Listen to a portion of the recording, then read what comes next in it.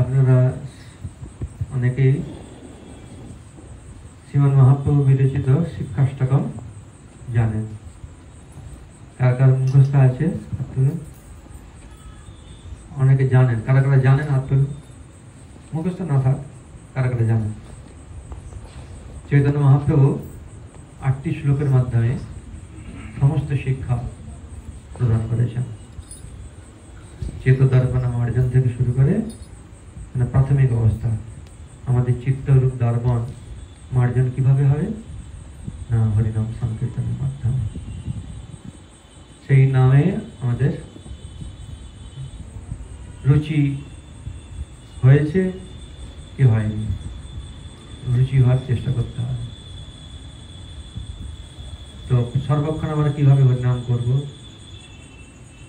সেই যোগ্যতা কিভাবে আমরা লাভ করতে পারবো, তৃতীয় শ্লোকে বর্ণনা করেছেন। চতুর্থ শ্লোকে শ্রীমন মহাপ্রভু শিক্ষা দিচ্ছেন যে কি ভগবানের কাছে প্রার্থনা করতে হয়। ভগবানের কাছে এমন কিছু প্রার্থনা করা উচিত না যা অনিত্য। অনিত্য বস্তু বিষয়ে সুখ বা দুঃখ দুটোই আমাদের পূর্বকর্ম নির্দিষ্ট। পূর্বকর্ম আমরা যেমন করেছি সেইভাবে আমরা পাবো। আমরা যেমন কেউ সুখের জন্য চেষ্টা করি তো নাকি, সুখের জন্য, দুঃখের জন্য চেষ্টা করি, দুঃখ আসে। সুখের জন্য চেষ্টা না করলে সুখ আসবে, যতটা থাকবার ততটা আসবে। তো যার জন্য চেষ্টা করতে হবে সেটা হচ্ছে চিন্ময় বস্তু। সেই জন্যই চতুর্থ শ্লোক কে বলতে পারেন? চতুর্থ শ্লোক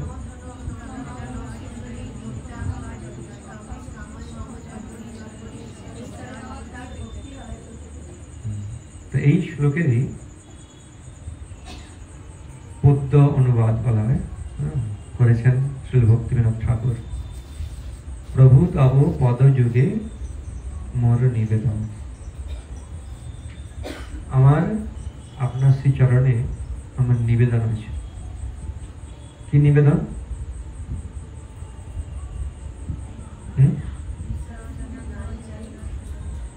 নাহি মাগে স্বর্গ সুখ। এখানে বলছেন নাহি মাগে দেহ সুখ বিদ্যা ধন জন। দেহের সুখ চাই না, দেহের সুখ তো আপনা থেকে পাওয়া যাবে, তাই না? বিদ্যা ধন জন। বিদ্যা বলতে যারা জড় বিদ্যা, তো জড় বিদ্যা প্রয়োজন আছে তো নাকি, না নেই? আছে। জড় বিদ্যা কেন প্রয়োজন আছে? না জড় জাগতিক যে উপার্জন করতে গেলে জড় বিদ্যার প্রয়োজন আছে। আবার অনেকে জড় বিদ্যা নেই, তার আবার অনেক অনেক টাকা আছে কিনা, যে লেখাপড়া জানে না, হয়তো সই করতেই জানে না, টিপ সই দেয়। বেশ কয়েক বছর আগে, 30-35 বছর আগে স্বাক্ষর অভিযান চলেছিল। আপনার অভিজ্ঞতা আছে স্বাক্ষর অভিযান? স্বাক্ষর অভিযানে আপনারা অংশগ্রহণ করেছিলেন তো? যারা শিক্ষিত ছিলেন তাদেরকে পাঠানো হতো প্রত্যেকের বাড়িতে বাড়িতে। যারা লেখাপড়া জানে না তাদেরকে অন্তত এই অ আ ক খ শিখিয়ে নামটা যেন সই করতে পারে।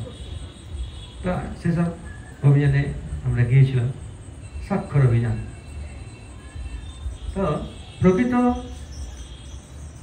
স্বাক্ষর অভিযান হচ্ছে এইটা আমরা যেটা এখন করছি। হ্যাঁ, স্বরূপ অভিযান, স্বাক্ষর অভিযান বা স্বরূপ অভিযান। স্বরূপ স্থিত হওয়ার জন্য আমরা অভিযান করছি, বিভিন্ন জায়গায় আমরা ক্যাম্প করছি, লোককে জানাচ্ছি যে আমাদের প্রকৃত স্বরূপ কি। আমরা আমাদের স্বরূপ হারিয়ে যাওয়ার ফলে বিভিন্ন প্রকার দুঃখকে সুখ বলে মনে করছি, সুখকে দুঃখ বলে মনে করছি, অনিত্যকে নিত্য বলে মনে করছি, নিত্যকে অনিত্য বলে মনে করছি। তার মানে প্রকৃত বিদ্যার অভাব। দেখুন অনেকে জড়জাগতিক বিদ্যা অনেক আছে, কিন্তু কোনটা নিত্য কোনটা অনিত্য সেটা জানার চেষ্টা করে না। অনেকে আছে সেই মোহেই একদম অন্ধ হয়ে আছে। আমি যেটা বুঝি ব্যাস, এর উপরে আর কোনো সত্য নেই, এরকম মোহ, অহংকার, মিথ্যা অহংকার।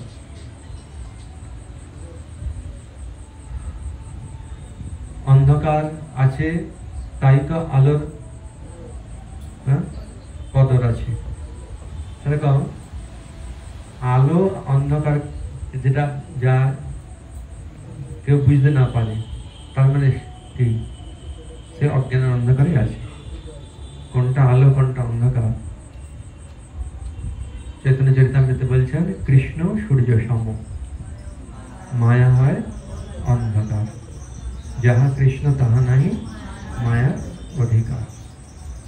কৃষ্ণকে যদি আমরা আমাদের জীবনে অধিষ্ঠিত করতে পারি, কৃষ্ণের শিক্ষা, কৃষ্ণের বিগ্রহ, কৃষ্ণের নাম, নাম বিগ্রহ স্বরূপ, তিন এক রূপ, তিনি ভেদ নাই, তিনি চিদানন্দ রূপ, তাহলে আস্তে আস্তে আমাদের অজ্ঞানের অন্ধকার দূরীভূত হবে। তখন আমরা বুঝতে পারবো জড়বিদ্যা আর প্রকৃতিবিদ্যার মধ্যে কি পার্থক্য। দেহটা আছে, দেহের জন্য আমাদের কি দিতে হয়, দেহকে সুস্থ রাখার জন্য কি কি দরকার? খাবার দাওয়া, তাই না? আর কি দরকার? হ্যাঁ, ঘুম দরকার। আর হ্যাঁ, রোগ না হলে তো ওষুধ দরকার নেই, রোগ হলে দরকার, রোগ যাতে না হয় সেই চেষ্টা করতে হবে না। এমন কিছু করবো রোগ হবে তারপর ওষুধ খাবো। আমরা রোগ চাই না, শোক চাই না, কিন্তু আসে। আপনারা দেখবেন লক্ষ্য করে যে অনেক ওষুধ খাচ্ছেন, অনেক ডাক্তার দেখাচ্ছেন, রোগ আর সারছেন। ঠিক একটা নির্দিষ্ট সময় আছে যখন 2 টাকার ট্যাবলেটে রোগটা সেরে গেল, তখন মনে হয় যে ওই ডাক্তারটা খুব ভালো, আমাকে অল্প ওষুধে সারিয়ে দিল। তো সেই কৃতিত্ব সেই ডাক্তার লাভ করে তো বিভিন্ন জায়গায়। কিন্তু আবার দেখা যাচ্ছে ওই যে ডাক্তার আগে দেখিয়েছি তারাও অত্যন্ত নাম করা, তারাও অত্যন্ত অভিজ্ঞ, কিন্তু তার কাছে আমার রোগটা সারছে না। তো সেটা ডাক্তারের দোষ, ওষুধের দোষ? হ্যাঁ, কার দোষ? হ্যাঁ, এমন জায়গায় ওষুধ কিনলাম যে সে ওষুধ ভেজা হলো না, বা যে ডাক্তারের কাছে গেলাম সেও এমন ভাবে ঘুরাচ্ছে আমাকে। তো এইভাবে কষ্ট প্রত্যেকে নিজের নিজের কর্ম অনুসারে পায়। এই জন্যে কষ্টের জন্য আমরা যেমন চেষ্টা করি না, দুঃখের জন্য, সুখের জন্য চেষ্টা না করে প্রকৃত আনন্দ পাওয়ার চেষ্টা করতে হয়। চেষ্টা আমাদের থাকবে, আমরা চেষ্টা কিন্তু করছি, তো চেষ্টাটা নিত্য আনন্দ লাভের চেষ্টা করতে হয়। আনন্দের কোনো শেষ নেই। এই জন্যে মহাপ্রভু কি বলছেন, সমস্ত শাস্ত্রের সার কথা, শিক্ষা আনন্দম বোধি, আনন্দের সমুদ্রের মতো। সেই সমুদ্র কি হচ্ছে?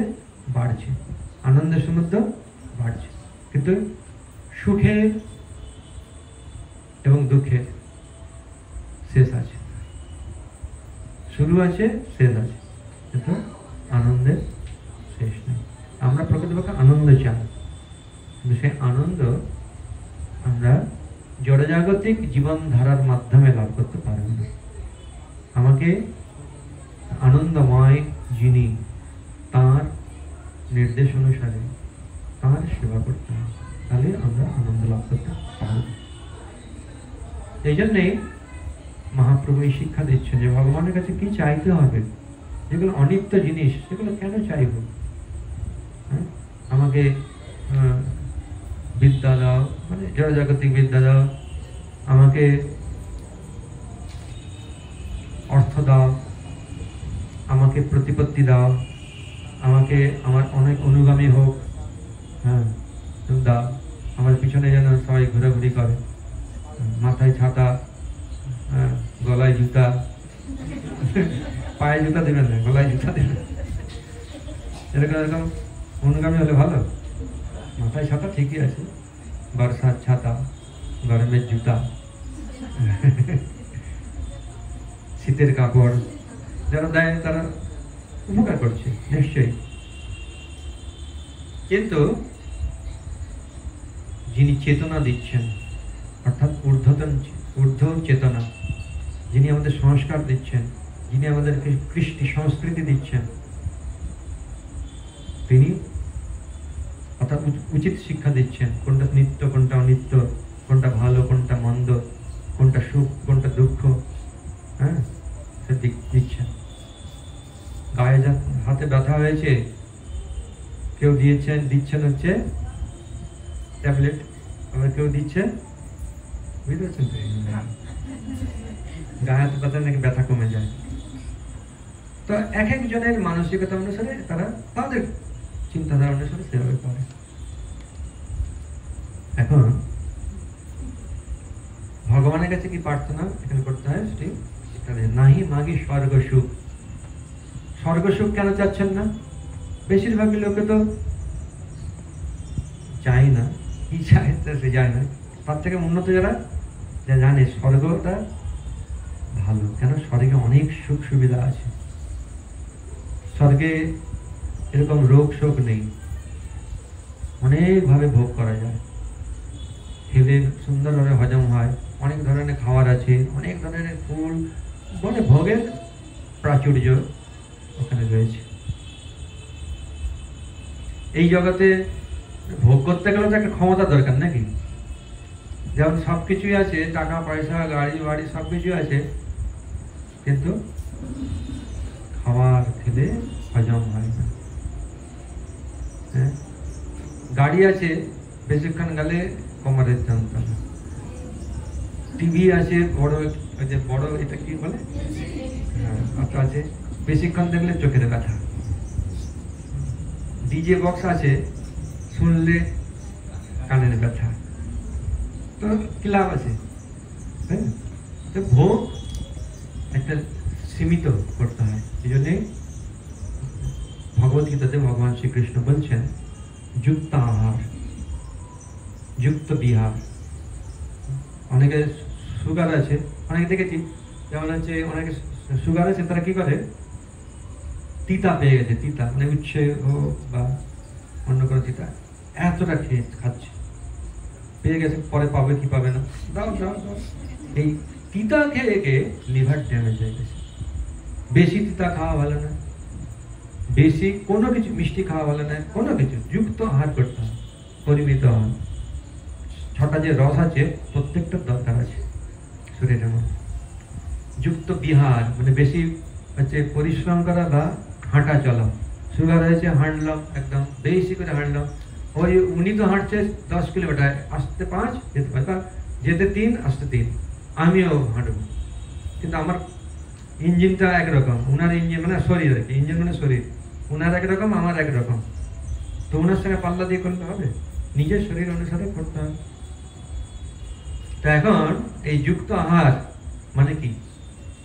ভগবানকে নিবেদন না করে খাওয়া। যুক্ত আহার হলো ভগবানকে নিবেদন করে খাওয়া, এটাই হচ্ছে যুক্ত আহার। ভগবানকে নিবেদন না করে কোনো কিছু গ্রহণ করবো না, এটা যুক্ত আহার। আবার ভগবানকে নিবেদন করলাম, ভগবান তো সব ভোক্তা, তিনি ভোক্তারাম, সব কিছু গ্রহণ করতে পারেন, কিন্তু আমি গ্রহণ করতে পারবো? ভগবান একদম ঘি দিয়ে, অনেক মশলা ইত্যাদি দিয়ে রাজভোগ যাকে বলে, তা আমি খেলে যদি সহ্য না হয়, খাওয়া ঠিক হবে? সেটা ভক্তির প্রতিকূল হবে। সেই জন্যে না, মানে বিহার যুক্তাহার সব পরিমিত করতে হয়, যুক্ত চেষ্টা করতে হয়, যতটা প্রয়োজন ব্যাস ততটাই, আর যুক্ত কর্ম, তাহলে কি হবে? যোগ ভগবতী দুঃখ। ভগবানের জন্য কর্ম করা, ভগবানের জন্য চেষ্টা করা। সেই জন্য ভগবানের কাছে এই জড়জাগতিক যে বিষয়, স্বর্গে গেলে কারা কারা স্বর্গে যেতে চান হাত তুলুন। কারা কারা স্বর্গে যেতে চান? কেউ যেতে চান না তো? কেন যেতে চান না? আপনারা জানেন যে স্বর্গে গেলে যে সুখটা সেটা অনিত্য, চিরদিন স্বর্গে থাকা যাবে না। কিন্তু যেখানে গেলে আর ফিরে আসতে হবে না, সেখানে আমাকে যেতে হবে। সে কথা ভগবত গীতায় ভগবান শ্রীকৃষ্ণ বলেছেন, তাই না? কোন শ্লোকে আছে?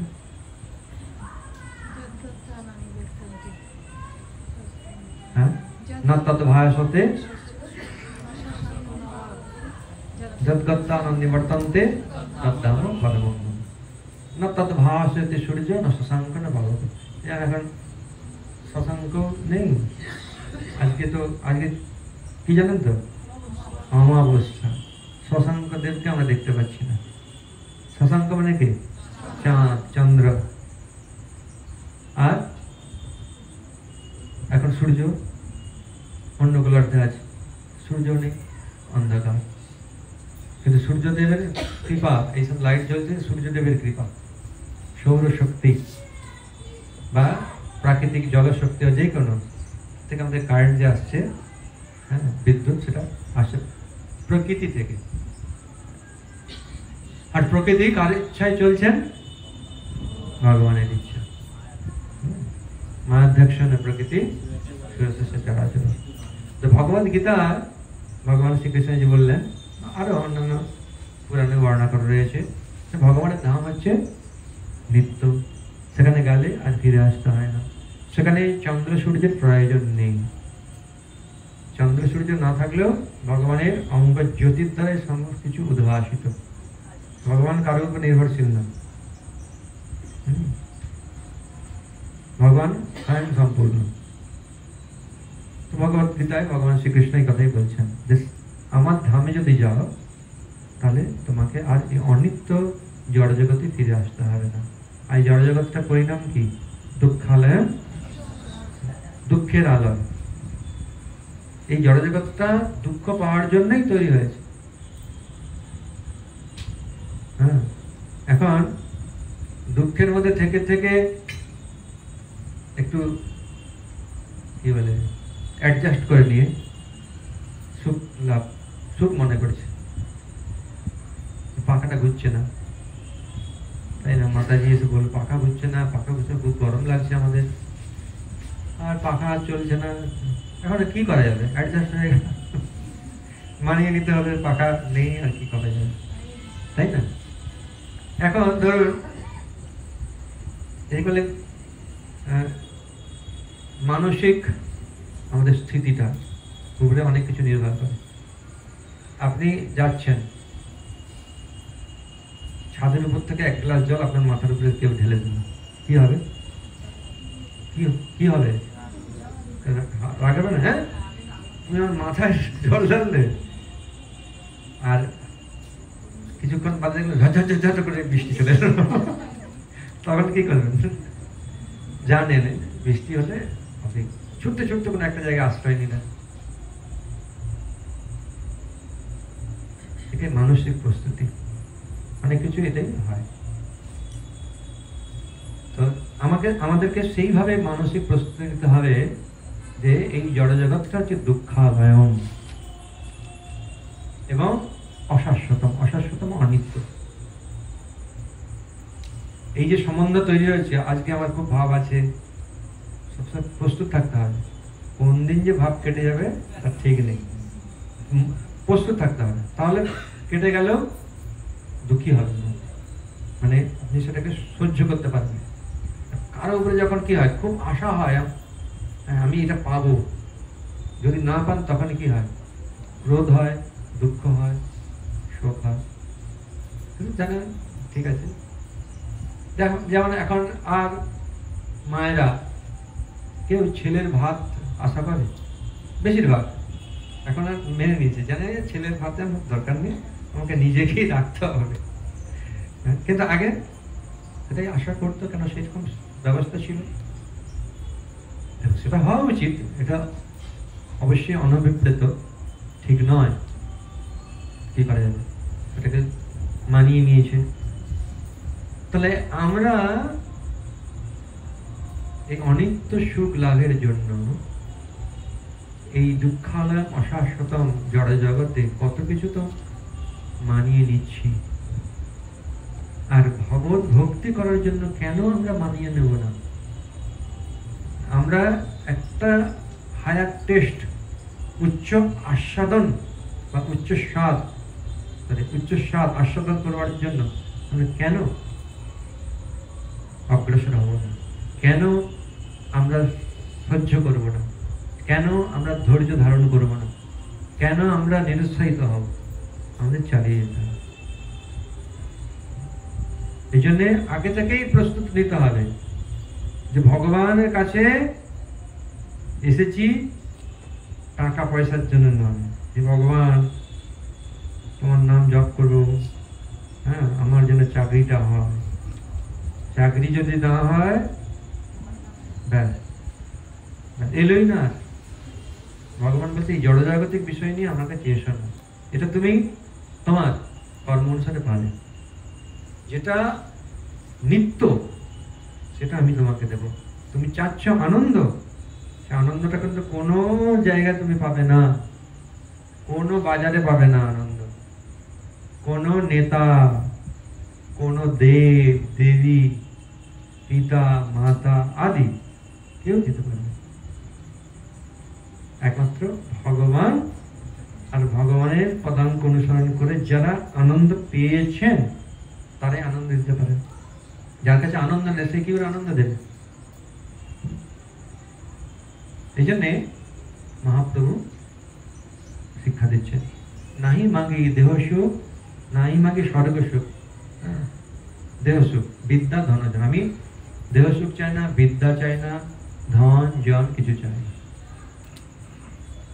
নাহি মাগি স্বর্গ, আর মোক্ষ নাহি মাগি। স্বর্গ যেতে চাই না, আর এই জড়জগতের বন্ধন থেকে মুক্ত হতেই চাই না। তাহলে কি চাই? পরে আসছে, না করে প্রার্থনা করে বিভূতিরও লাগে। বিভূতি মানে ঐশ্বর্য, অসাধারণ ঐশ্বর্যকে বলা হয় বিভূতি। আমি সে সমস্ত চাই না। নিজ কর্ম গুণদোষে যে যে জন্ম পায়, জন্মে জন্মে জানতব নাম গুণ গায়। আমার নিজের কর্ম গুণদোষেই আমি কিন্তু বিভিন্ন শরীর লাভ করেছি। আমি একটা মনুষ্য, এই যে মনুষ্য শরীর খুব দুর্লভ শরীর, এটি আমার নিজ কর্ম অনুসারে আমি লাভ করেছি। আর এটা সুদুর্লভ, অত্যন্ত দুর্লভ শরীর। এই শরীরের সদ্ব্যবহার করতে হবে। কিভাবে? না জন্মে জন্মে জন্ম নাম গুণ গায়। তো মনুষ্য জন্মে সুযোগ রয়েছে, আর এই নাম গুণগান গাইতে গাইতে যদি অপরিপক্ক অবস্থায় কারণ পূর্ণতা সে প্রাপ্ত হলো না, সিদ্ধি লাভ করলো না, কিন্তু শরীর ত্যাগ হয়ে গেল, কোনো ক্ষতি নেই। পরবর্তী জন্মে ভগবান আবার তাকে ভক্তি করার সুযোগ দেবেন। দেখুন অনেক সমস্ত ঘটনা রয়েছে। হয়তো কোনো খারাপ কাজ করেছে, তার ফল অনুসারে হয়তো সে কুকুর হয়ে জন্মগ্রহণ করেছে, কিন্তু স্মৃতিশক্তি দিয়েছে। এবং আছে কুকুর একাদশী করে, কত মানুষ তো একাদশী করে না, কত মানে অসংখ্য করে না, কিন্তু কুকুর করছে একাদশী। কে বলে দিলেন?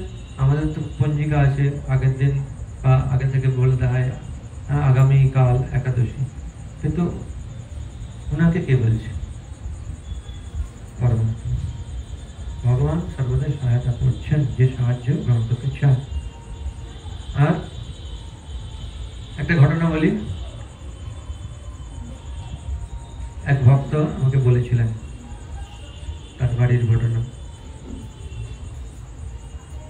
এই যে ঠাকুর ঘর আছে, যে ফাঁকা আছে না, দেখছো ফাঁকা আছে, সিংহাসন থাকে, সিংহাসন যে ফাঁকা থাকে, একটি ব্যাঙ ওখানে থাকতে শুরু করে। ব্যাঙ দেখবেন ঠিক সন্ধ্যার সময় বেরিয়ে যায়, খাওয়া দাওয়া করে সারা রাত্রি ধরে, আর ভোরবেলায় ঠিক চলে আসে। তারপর সারাদিন থাকে, সারাদিন থেকে কি করে বুঝতে পারছেন? মল ত্যাগ করে।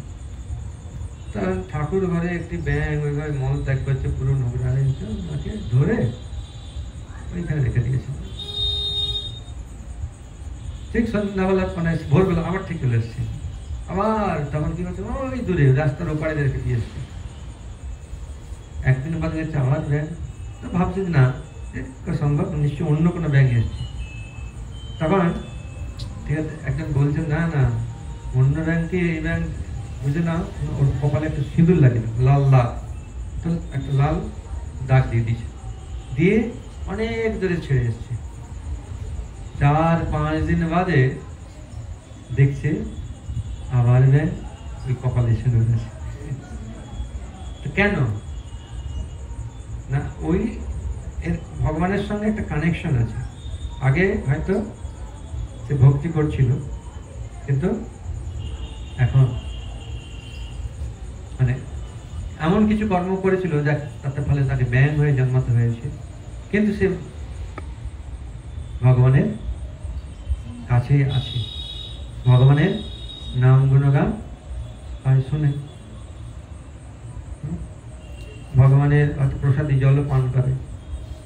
অনেক পিঁপড়ে আছে বলি, অনেকে দেখবেন অনেকে ভগবানকে ভোগ লাগায়, নকুল দানা বাতাসায় লাগায়, তারপরে আর ভগবানের কাছে যাওয়ার সময় নাই, আর সেই যে প্রসাদটি হয়েছে তার খাওয়ার কোনো অভিরুচিও নেই।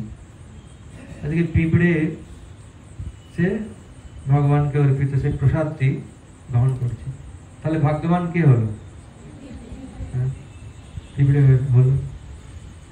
আমার কপালে প্রসাদও নেই, আমার কোনো ইচ্ছাই নেই একটু প্রসাদ খাই। হ্যাঁ, কোনো কোনো ওই উৎসবে যখন হবে তখন একটু প্রসাদ খেয়ে নেব না, আর এই প্রতিদিন কিন্তু আছে পিঁপড়ে। সব পিঁপড়ের একরকম অভিরুচি নেই, যদি মিষ্টি খায় পিঁপড়ে, কিন্তু আবার সবার কপালে কি ভগবানের প্রসাদ লাভ হয়? খায়। প্রত্যেকেই ভাগ্যবান যারা ধামে জন্মগ্রহণ করেছে, যারা ভগবানের কাছাকাছি আছে, ভগবানের সেবায় যুক্ত রয়েছে। এখন এটাই বলছেন, নিজ কর্ম গুণদোষে যে যে জন্ম পায়, জন্মে জন্মে যেন তব নাম গুণগান। আমি যেন নাম গুণগান কীর্তন করতে পারি, গাইতে পারি, তোমার নাম রূপ গুণ ইত্যাদি গাইতে পারি।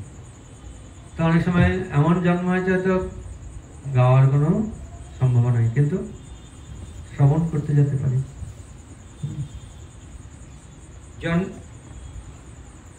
এই মাত্র আশা মম তোমার চরণে, তোমার চরণে আমার আশা, আমার নিবেদন কি অহৈতুকী ভক্তি হৃদয়ে জাগে অনুক্ষণে। আমার যেন হৃদয়ে তোমার প্রতি অহৈতুকী ভক্তি জাগে। অহৈতুকী মানে কি? এই যে না ধনং না জনং না সুন্দরীং কবিতাং, এগুলো চাই না, কোনো জগতের বিষয় চাই না। আমি একমাত্র তোমার সেবা করতে চাই, তোমার নাম গুণগান কীর্তন করতে চাই, শ্রবণ করতে চাই, স্মরণ করতে চাই। খুব সুন্দর শ্রী ভক্তিনাথ ঠাকুর বলছেন, বিষয়ে যে প্রীতি এলে আছে আমার। আমরা সকলেই ভালোই বুঝি যে আমার বিষয়ের প্রতি কত প্রীতি আছে, জড়জাগতিক বিষয়ের প্রতি আমার কত প্রীতি আছে। তো সেই রকম প্রীতি যেন তোমার চরণে হয়। স্বাভাবিক জড়জাগতিক বস্তুর প্রতি স্বাভাবিক আকর্ষণ, কেন না বহু জন্ম ধরে সেই জড় ভোগ করে এসেছে, তাই জড় বিষয়ের প্রতি স্বাভাবিক আকর্ষণ তার থাকবে। সেটি প্রার্থনা করছেন যে জড় বিষয়ের প্রতি যেমন আমার আকর্ষণ রয়েছে, প্রীতি রয়েছে, সেরকম প্রীতি তোমার চরণে যেন হয়, তোমার নাম রূপ গুণ লীলাই যেন হয়। আমার 5টা জ্ঞানেন্দ্রিয় আছে না, 5টা জ্ঞানেন্দ্রিয় 5টা বিষয় আছে। চোখের বিষয় কি? রূপ। কানের বিষয় শব্দ। নাকের বিষয় গন্ধ,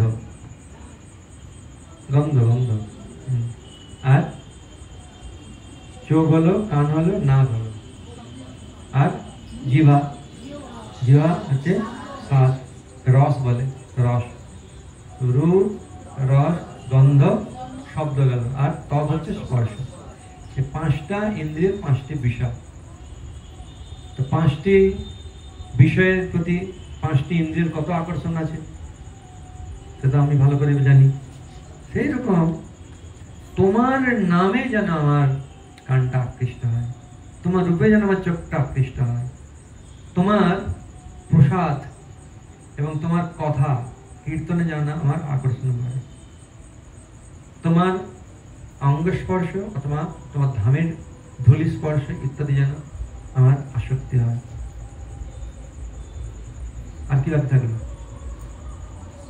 না, তোমার চরণে অর্পিত তুলসী চন্দন আদিতে যেমন আকর্ষণ বাড়ে, প্রীতি হয়।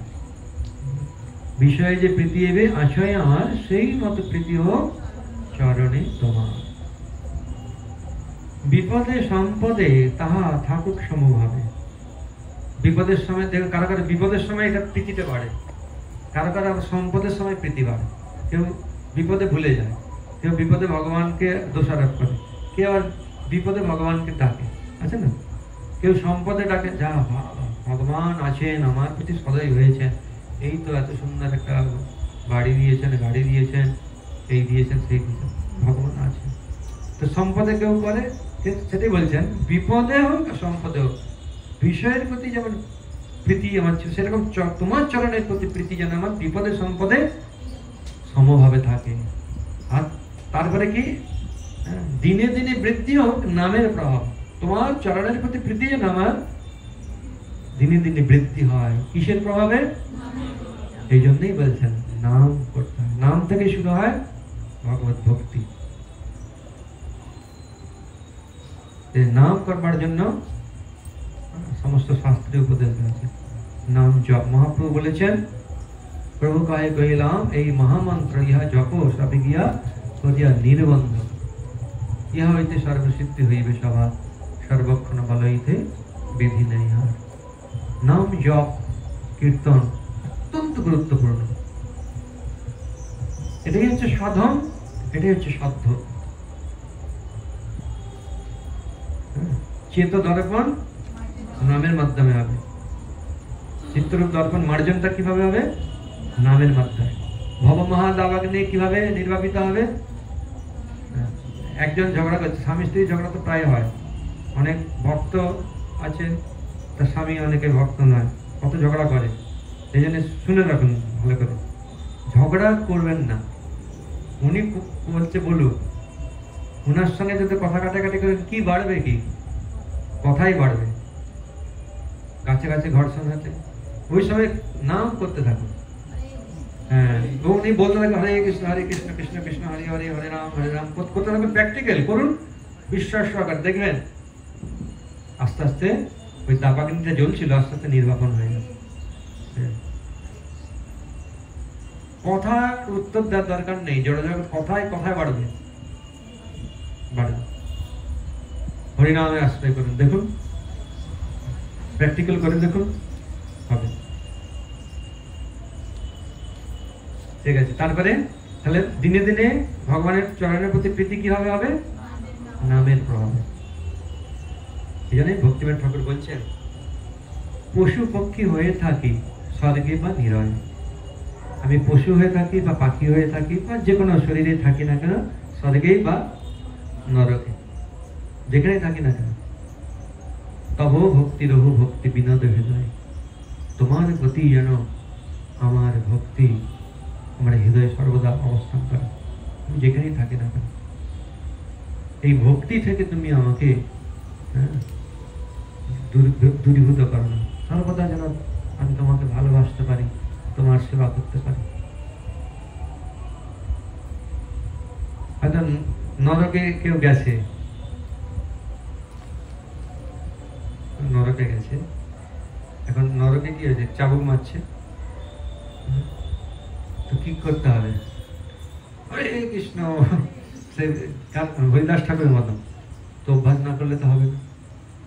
হ্যাঁ, কোথাও ঝুট খেয়ে পড়ে, মানে হুচুট খেয়ে পড়ে গেছি, বাপরে বাপ, মারে গেলাম রে, দাঁতের যন্ত্রণা, মা পাচ্ছি না, না বলে কৃষ্ণ আমি সহ্য করতে পারছি না, হরে কৃষ্ণ কৃষ্ণ কৃষ্ণ হরে হরে, হরে রাম রাম রাম হরে হরে, চেষ্টা করতে হবে, এইরকম অভ্যাস করতে হবে। তাহলে ভগবান সেরকম সুযোগ দেবেন। আমি যেখানেই থাকি না কেন ভগবানের নাম করতে পারি, তো ভগবানের কৃপাই তো করতে পারবো, তাই না? এরকম আমাদের মনে করা উচিত নয় আমি নাম করছি, হ্যাঁ আমি 64 মালা সব করি, এই যে করছি এটা কার কৃপায়? ভগবানের কৃপায়, ভগবানের প্রতিনিধি ভক্তদের কৃপায় করছি। এই যে আমি কথা বলছি, এই শক্তিটা কে দিয়েছেন? মানে এক্ষুনি যদি ওখান থেকে সুইচ অফ করে দেয়, ব্যাস কোনো কথা বেরোবে না, কোনো অঙ্গ কাজ করবে না।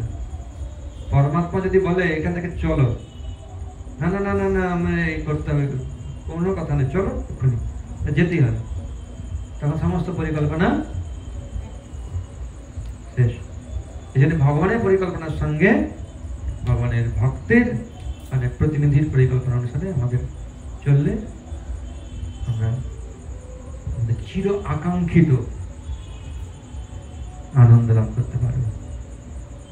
কত জন্ম ধরে কত শরীরে আমরা এই আনন্দের অনুসন্ধান করছি, এই অনুসন্ধান মহাপ্রভু দিয়েছেন, এটা যদি আমরা পালন করি।